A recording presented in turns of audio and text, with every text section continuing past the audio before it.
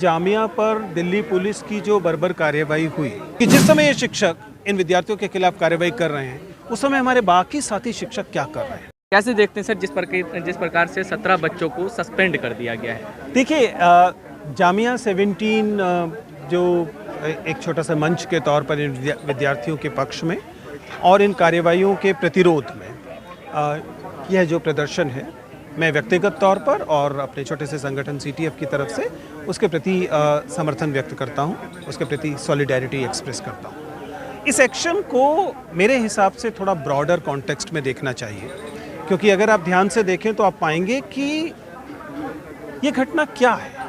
ये घटना 5 साल पहले जामिया पर दिल्ली पुलिस की जो बर्बर कार्रवाई हुई, उनके पुस्तकालय में पुलिस के लोग घुसे, लाठीचार्ज हुई, तोड़ फोड़ की गई, लोगों के विद्यार्थियों के खिलाफ हिंसा हुई। यह उस घटना का 5 साल होने की याद में आयोजित किया जा रहा छोटा सा कार्यक्रम था, जिसमें शामिल होने की वजह से इन विद्यार्थियों को बिना किसी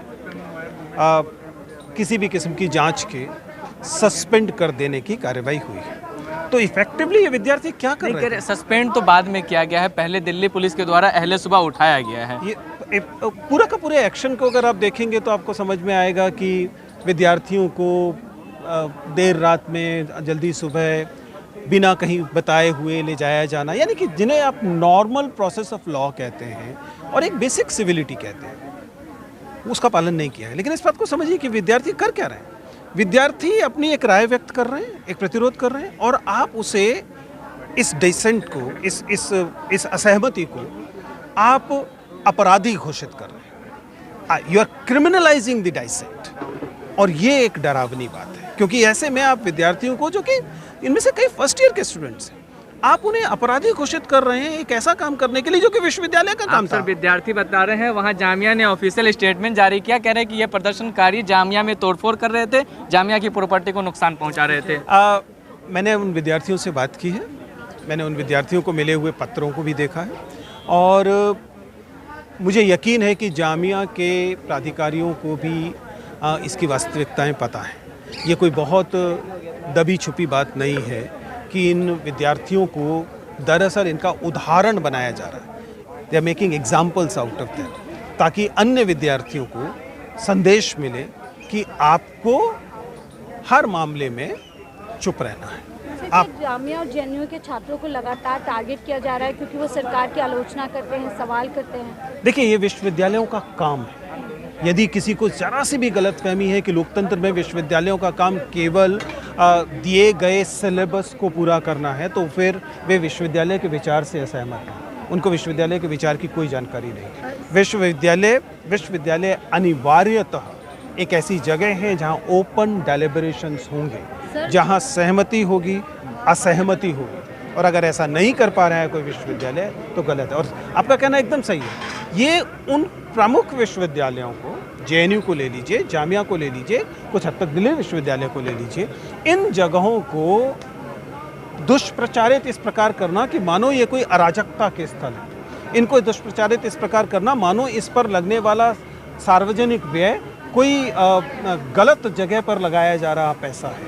ये अंततः पब्लिक फंडेड एजुकेशन को उसके उद्देश्य से भटकाने की कोशिश भी है। पहले आप वहाँ की फंडिंग कम करते हैं और उसके बाद आप इनको इस तरह से बदनाम करने की कोशिश करते हैं, मानो इन जगहों पर विद्यार्थी जो हैं वे पढ़ाई नहीं करते हैं, वो सोचते समझते नहीं हैं। जबकि सच्चाई ये है कि विश्वविद्यालयों का काम है आलोचनात्मक विवेक पैदा करना, और वे विद्यार्थी जो ये आलोचनात्मक विवेक दिखाते हैं उनकी निश्चित तौर पर कई बार आरोप लगते हैं छात्रों के ऊपर कि ये पढ़ाई लिखाई ना करके राजनीति कर रहे हैं, और इनको एक मंच मिल गया है, जामिया जैसा विश्वविद्यालय मिल गया है। इस तरह मैंने इसी बात का जवाब दिया कि विश्वविद्यालयों का काम केवल सिलेबस को A पॉइंट से B पॉइंट तक पहुंचाना नहीं है।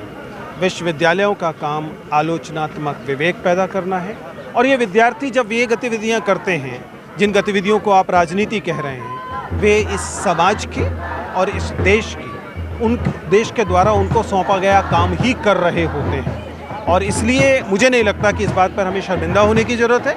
मेरे किसी विद्यार्थी को इस बात पर शर्मिंदा होने की ज़रूरत है कि अगर उसकी किसी बात से असहमति है तो उसमें उस असहमति को व्यक्त करने का साहस है, असहमति को व्यक्त करने की भाषा है और असहमति को व्यक्त करने को वो प्रायोरिटाइज करता है ओवर अदर थिंग्स। डेटा सार्वजनिक किया गया था, इससे कई बच्चों ने बात कही भी कि हमारी जान पे खतरा बन सकता है जिस तरीके से हमारे डेटा को सार्वजनिक किया। देखिए, ये हाल फिलहाल में शुरू हुई घटनाएं हैं जिनमें जानबूझकर विश्वविद्यालय या प्रशासन एक सेंस में बाकी लोगों को भड़काते हैं।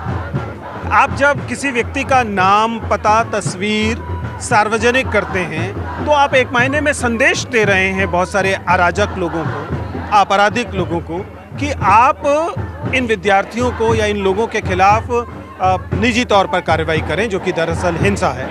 तो एक सेंस में ये प्रशासन का जामिया इनकार कर रहा है इस बात से कि हमने डेटा सार्वजनिक नहीं किया है। वो व्यक्ति या संगठन जिसका विश्वविद्यालय से कोई लेना देना नहीं है, उन्होंने डेटा सार्वजनिक किया। जामिया को खबर मिली, तुरंत हटा दिया गया। और ये उन संगठनों तक कैसे पहुंचा होगा, ये अनुमान लगाना क्या बहुत मुश्किल है। पर अच्छी बात है अगर प्रशासन ये मानता है कि ये करना गलत होता है, प्रशासन यदि मानता है कि ऐसा नहीं किया जाना चाहिए, तो कम से कम कुछ इंस्टीट्यूशनल मोरालिटी अभी प्रशासन में बची हुई है, हम इसका स्वागत करते हैं। लेकिन अच्छा तो यह होता कि यह डाटा बाहर नहीं आता। सर, आखिरी में ये सवाल है कि जो 17 स्टूडेंट सस्पेंस हुए हैं, क्या उनका सस्पेंशन वापस होगा?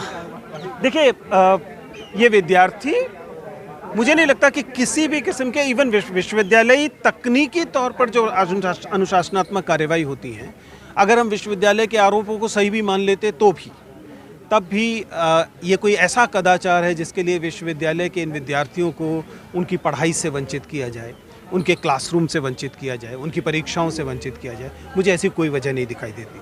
तो मैं तो उम्मीद करता हूँ that better sense will prevail and the authorities will take back. लेकिन कहा जाता है कि जो अलग अलग इंस्टीट्यूट है, JNU हो जाए, चाहे MU हो जाए, चाहे फिर जामिया हो जाए, जहाँ से सरकार के खिलाफ आवाज़ें निकलती है, उन आवाज़ों को दबाई जाती है। तो क्या यहाँ पर जो कार्रवाई हुई है 17 बच्चों पर, वो जामिया एडमिनिस्ट्रेशन ने करवाया या ऊपर से भी कोई सियासी हाथ देख सकते हैं? देखिए, मैं इस बात को बार बार कह रहा हूँ कि जब आप एक विश्वविद्यालय को देखते हैं और विश्वविद्यालय कम से कम तकनीकी तौर पर एक स्वायत्त संस्था होती है, अगर आप विश्वविद्यालय के शीर्ष पर बैठे हुए जो शिक्षक हैं, वो अंततः टीचर्स हैं, वे अगर अपने विद्यार्थियों के खिलाफ किसी और के कहने पर कार्रवाई करने को तैयार हैं, तो इसका क्या मतलब है? इसका सीधा मतलब यह है कि विश्वविद्यालय का नेतृत्व करने के लिए जिस कद की आवश्यकता है वो इन प्राधिकारियों में नहीं है, पहली बात। दूसरी बात, मैं बार बार जिस सवाल का उठा रहा हूँ वो इंस्टीट्यूशनल मोरालिटी का सवाल है, क्योंकि जिस समय ये शिक्षक इन विद्यार्थियों के खिलाफ कार्रवाई कर रहे हैं, उस समय हमारे बाकी साथी शिक्षक क्या कर रहे हैं? क्या बाकी साथी शिक्षकों का ये जिम्मेदारी नहीं है कि वे अपने विद्यार्थियों के साथ खड़े हों? कि ठीक है, मान लीजिए थोड़ी देर के लिए मान लेते हैं कि सच में किसी विद्यार्थी ने थोड़ी तोड़फोड़ कर दी, ऐसा नहीं होता क्या? बहुत बार होता है। शिक्षक क्या करते हैं? शिक्षक उसे बुलाते हैं, थोड़ा सा डांटते हैं, 10-20-50 रुपए का जुर्माना लगाते हैं और उसे समझाते हैं कि आप अपने भविष्य बनाने के लिए यहाँ हैं। आप उनके खिलाफ ऐसी कार्रवाइयाँ नहीं करते जिसमें कि FIR की जाती है। आप उनके खिलाफ ये कार्रवाइयाँ नहीं करते जिसमें आप उन्हें अपराधी सिद्ध करने की कोशिश करने लगते हैं। मुझे उम्मीद है कि बेटर सेंस विल प्रिवेल और जो जामिया है, जामिया का जो प्रशासन है, वह इस बात को समझेगा कि हमारे अपने विद्यार्थी हैं। शिक्षा से जुड़ी बात हो रही है तो चूंकि एक बात पे डिस्कस और कर लेंगे। यूपी के मुखिया योगी आदित्यनाथ ने उर्दू अल्फाज को लेकर के उन्होंने ये कमेंट किया है कि ये उर्दू पढ़ा रहे हैं बच्चों को, ये देश को कठमुल्लापन की तरह ले जाना चाहते हैं। क्या लगता है, आप भी उर्दू के अल्फाज का इस्तेमाल करते हैं? दोस्तों, मैं तो जाकिर हुसैन दिल्ली कॉलेज से पढ़ा हूँ, वहीं मैं पढ़ा रहा हूँ। हम उर्दू पढ़ते हैं, हम अरेबिक पढ़ते हैं, हम पर्शियन पढ़ते हैं, पढ़ने को हम संस्कृत भी पढ़ते हैं। जामिया लगातार, अगर आप बाकायदा स्वतंत्रता आंदोलन से लेकर आज तक देख लें तो नेशनलिस्ट मूवमेंट में जो एकेडमिक लीडरशिप है वह देने वाला इंस्टीट्यूशन रहा है। मुझे नहीं लगता कि किसी मठ के महंत को इस किस्म की बात बोलने, सोचने या कहने का हक दिया जाना चाहिए, खास तौर से जब वह संवैधानिक पद पर बैठा हुआ व्यक्ति।